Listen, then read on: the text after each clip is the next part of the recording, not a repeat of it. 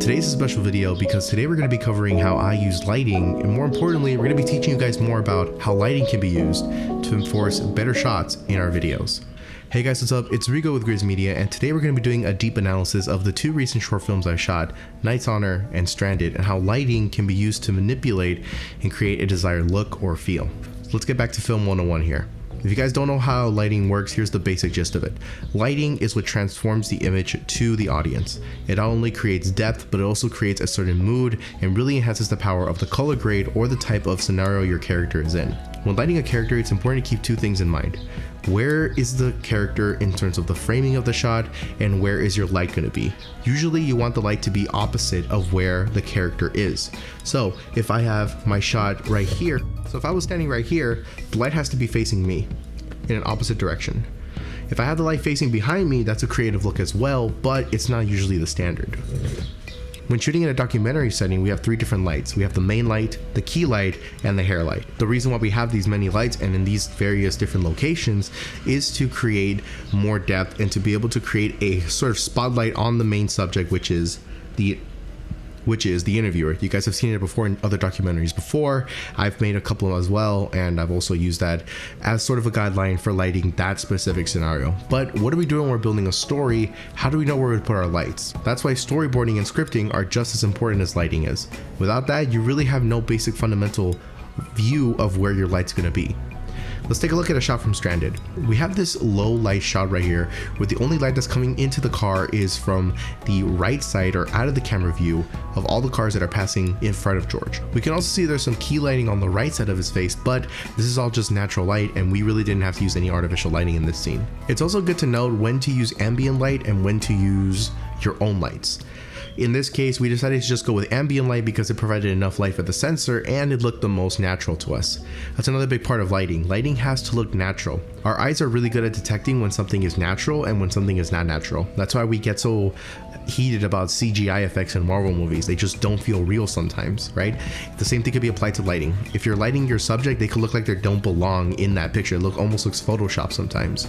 So it's really important to know how can I mimic the light to be ambient lighting, or do I need to use any key light at all? Is the ambient lighting just enough? So we can see right here, George's face is nicely lit up. He has a good amount of contrast at the color. The color grade itself also emphasizes that he is the center of the subject in this moment. So lighting is lighting is helping us enforce this is the character we should be looking at and nothing else in the image. Let's take a look how lighting on different shots of the frame impose different parts. We see in Knight's Honor, I made the light go from top to bottom. This created sort of a dark, evil, kind of corrupted looking person, and it made the scene very serious. It made it really tense, sort of moody if you want to call it like that. And that was done for a specific reason. I wanted to emphasize that this scene right here is very tense between these two individuals, right? If I had shot the light under, it would have made the light, if I had shot it under, it would have created a more happy vibe. If you shoot light in this particular sequence where the light is sort of forcing onto me, you can see kind of my features. I'm creating a shadow in the eyes that creates sort of a more exposed view. But if I go down on one person, sort of like this, I'm creating kind of like a villain arc, kind of like a dark effect. You can see the shadow is not only in the eyes, but all over the face as well. So lighting in different points, right? The lighting that comes off of different points, different angles, is what's going to determine, right, how your character looks. As we dive more into how lighting works, it's important to also keep in mind you need to light up your scene. The sensor of the camera has to be able to pick up what you want to see. So it becomes a battle. How can I expose well enough for the camera to see, but also how do I creatively manipulate the light so I can make it so I want it to see what part of the image do I want to see? What image do I want to see? What character do I want to see? What object? Anything, right? Lighting is, there are really two important things when it comes, there are only two important things, lighting and audio. We'll cover audio in a different episode, but today I just want to cover the lighting aspect. We're going to take a look at one last shot and probably one of the trickiest shots that we came up with throughout the film, Stranded. It's the shot right here. You guys can see that the car is already landed right under the spotlight. There's a reason why we did not make the car go directly under the lamplight.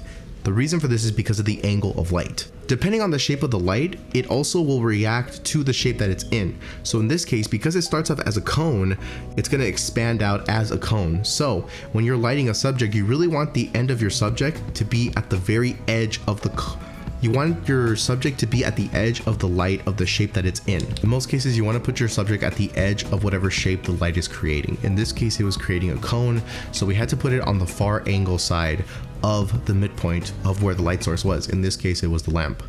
Once we put it there, we were able to get the most amount of lighting inside the car, as that was the biggest issue we had when we were trying to film this scene. See that even though George is outside and away from the angle of light, the ambience of that light itself creates enough bounce structure from the ground up to be able to light up a little bit of his face. The sensor is also helping from having a good dynamic range as well, but all these elements in fact create a pretty good scene that I really enjoyed to shoot, and I love the way it came out. What are the takeaways here when we make our own films? Well, first we got to figure out what is the most important thing I want the character to see. There are 3 certain things you want to keep in mind of. 1, how do I emphasize whatever I want the audience to look at? How do I expose? And how am I going to be able to use the lighting around me to be as accurate to the lighting of the ambience itself? So that's about it for this video, guys. Hopefully you guys enjoyed looking at this deep dive. Sort of analysis video of some of my films and learning a little bit of how lighting works in your videos. I hope you guys enjoyed watching it, and I hope you guys learned a thing or two. Be sure to comment down below what you guys want me to cover in future episodes. In the next episode, we will be covering more about audio and how audio is one of, if not the biggest factor when it comes to filmmaking, and that's what really creates a perfect film for you. But that's about it for me. If you guys enjoyed watching this video, be sure to go ahead and give the video a like. Make sure to hit that subscribe button and turn on post notifications, and I will see you all in the next episode. It's Rigo with Grizz Media signing off. Have a good day, guys.